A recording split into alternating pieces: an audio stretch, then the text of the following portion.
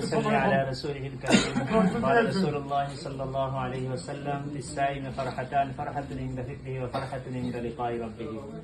জামিয়া ফারুকিয়া তাজবুর মাদ্রাসা কর্তৃক আয়োজিত আজকের এই ইফতার মাহফিলের মুহতারাম সভাপতি, উপস্থিত সম্মানিত ব্যক্তিবর্গ, কমিউনিটির সম্মানিত নেতৃবৃন্দ, বক্তব্য দীর্ঘায়িত করার সুযোগে যেহেতু ইফতার একবারে নিকটে, যে আমরা জানি, আমি যে হাদিস শরীফ তেলাওয়াত করেছি, হাদিসের মধ্যে আল্লাহ রাসূল ফরমান, রাসূলুল্লাহ সাল্লাল্লাহু আলাইহি ওয়াসাল্লাম, লিসাইম ফারহাতান, রোজাদারের জন্য দুটি আনন্দ।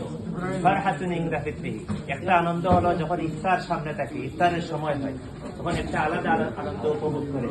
এটা দুনিয়ার আর কোনো জিনিসের মধ্যে এই আনন্দ পাওয়া যায় না। রোজাদারের ইফতারের সময়, ইফতারকে সামনে নিয়ে ইফতারের সময় যে আনন্দ উপভোগ করে, এটা দুনিয়ার মধ্যে কোনো জায়গার মধ্যে এই আনন্দ পাওয়া যায় না।